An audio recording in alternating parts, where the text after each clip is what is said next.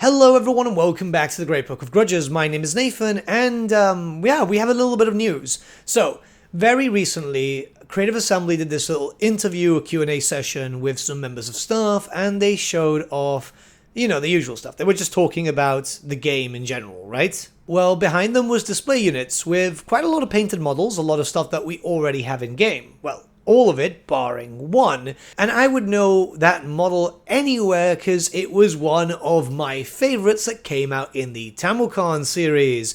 This is the Chaos Siege Giant, something that belonged to the Chorf roster. Yep, the Chaos Dwarfs. Now, this is the thing, they wouldn't put stuff into display if it wasn't either a hint or it's something that they've already got done, because everything here, all the models, despite having circular bases, are stuff that we already have in game. Also a bunch of unpainted boxes. I mean, if anyone from Creative Assembly is watching, I'll take them off your hands if you want.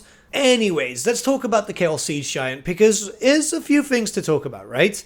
If the Chaos Siege Giant is coming in, obviously we can expect a lot of the Chorf stuff, if not all of the Chorf stuff from the Tamilcan book, which means that, more than likely, the question of pointy hats versus armored might have already been answered, because the Tamilcan series of Chorfs, there was a few pointy hats, it was mostly just the stuff from the Demon Smiths and stuff, but the majority of troops were just basic, right? Like they had a normal helmet rather than a big hat. Don't feel bad though, because the Chorf roster from Tamilcan was just absolutely awesome. I've got a lot of those miniatures and they're just some of the coolest ones I've ever seen. And I understand that a giant might not be the most impressive unit considering that we have a lot of giants in Total War Warhammer already. However, it's a Chaos Siege Giant. It looks freaking awesome. Let's be very, very honest here.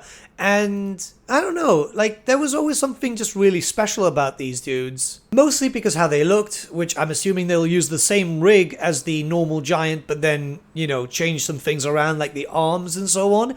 But yeah, let's talk.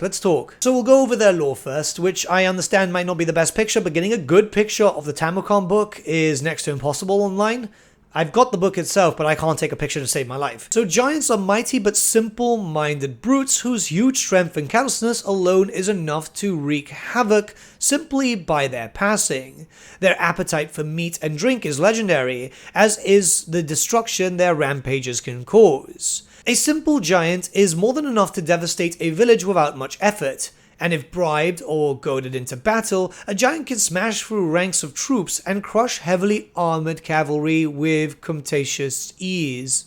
The Chaos Dwarfs have not been slow to take note of the power and military potential of giants, and as a result, Chaos Dwarf sorcerers have long had the idea of bringing giants that they're able to capture or enslave through trickery or trade with the ogres under their will, and in doing so have been unable to resist improving upon them in order to make them living weapons. The most common result of these modifications is the Chaos Siege Giant, a mutilated, half-insane creature whose body has been armored against attack by layer upon layer of heavy iron and bronze plates. The end result is a towering ironclad monster, even more clumsy and unwieldy than before, but now all but impervious to arrows and shot thanks to its armored shroud. Likewise, suitable weapons such as immense hooked blades, steel pickaxes the size of carts, and even massive weighted chain flails are lashed or implanted directly into the giant's arms to enable it to scale or tear down fortifications and slaughter the largest monsters. Some are even further fitted with scaling hooks and chains, enabling the creature's dead carcass to be used as a scaling platform should it fall, while the most unfortunate have the burning runes of Hashut branded into their armor and flesh, driving them to even greater heights of savagery at their master's command. I mean, it sounds pretty cool, doesn't it, right? Let's start talking about the rules itself, because I actually really like this model. Now, basic stat line, it wasn't impressive. It was just very much just a very expensive giant. However, it was the thing that just anything on a giant base or larger was just relatively useless because a cannon could take you out, right? And Total War Warhammer is going to change that anyway, so we don't have to worry too much about that. Giants are actually relatively useful now since they got a little bit of an update recently too. Runes of Hate would basically give it immune to psychology, there was something there about the whole thing about changing the random attacks, but that's not the case, as the random attacks are there in animation, but they're not really how the unit actually performs in battle anyway. But what we can see here is that they've got scaling spikes, right? So they're better for combat. This is perfectly fine. The siege armor is pretty interesting, as a 5-up armor save is quite good, and a 3-up against shooting attacks is actually very, very good. This means that it's going to have a lot of high missile resistance. The giants themselves are pretty decent at missile resistance right now. Not too great, but a decent amount. And they have, what, 50 armor at the moment? So this should have like the armor of like a Chaos Warrior or something. I'm expecting something very, very durable that's going to be able to take a punch with higher missile resistance, so as it walks, it will actually get into the battlefield. Given that it has ripping blades, I'm imagining that it's going to have a similar attack style to that of the Gorgon, as, well, it just kind of makes sense. The Gorgon primarily uses the blade weapons more than the other arms, I think. Well, he uses all, but you know, you can take the animations from certain arms and then just change it around. And War Ripper is an interesting thing, right? Because this is one of the very few units that could be able to physically attack buildings. Now, we already have that with, well, pretty much anything, right? Even the ogres can start attacking walls and stuff. But since this is a specific siege type of monster, it would be really cool if this just did extra damage to the walls and to the gates and so on, so you'd be able to knock them down a lot quicker if you decide to use them. I'm not too sure who would be too interested in these, as obviously the Chaos Dwarfs themselves focus very heavily on artillery, so you can hit them from afar, but if you decide to go up close and personal, I mean, something like this could be quite useful, to be honest. Plus, it's cool, right? And at the end of the day, sometimes you just want to see some cool monsters doing some cool shit, which, yeah, I do too. Now, before we end this video, there's two things we need to talk about. First up, I really hope Creative Assembly are trying to make it as unique as possible if it's the case that this unit does get implemented, as I really, really, really do hope that they don't cheap out and just use the basic animations from the other giants and not make it special, right?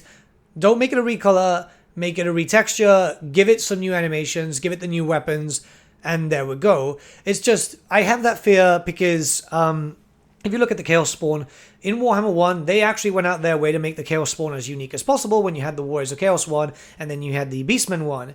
Then in Warhammer 3, they just literally tinted, or Throg, who should have a unique model, actually uses the base animations and base model of the normal trolls. So if anyone from Creative Assembly is listening, look, I'm not saying this to be mean or anything, but just don't cheap out, please. This is a cool model. Keep in mind that the Forge World stuff was really, really pricey, right? This is going to be the only time people are going to be able to get their hands on Forge World stuff, well, digitally at least, but it should be done well, because those Forge World models were just really difficult to get your hands on. Not just talking about this, I'm talking about, like, say, for example, Tamokan or Skin Wolves and stuff, and the Skin Wolves were done really, really well, but I do have a legitimate fear. Now, the second part is the fact is, I know a lot of people are just going to be going, oh, why Chaos Siege Giants, there's so many other bigger monsters in the roster, and your thoughts are perfectly valid. Keep in mind that really, nothing's been confirmed with the Siege Giant here. It's just something that we think at this point is going to be there because it just makes a lot of sense. Especially since, well, yes, it is a very rare mini.